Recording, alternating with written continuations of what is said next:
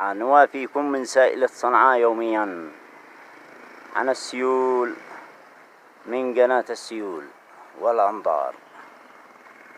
كما تشاهدوا هذا السيل لا زال يجري في سائلة صنعاء.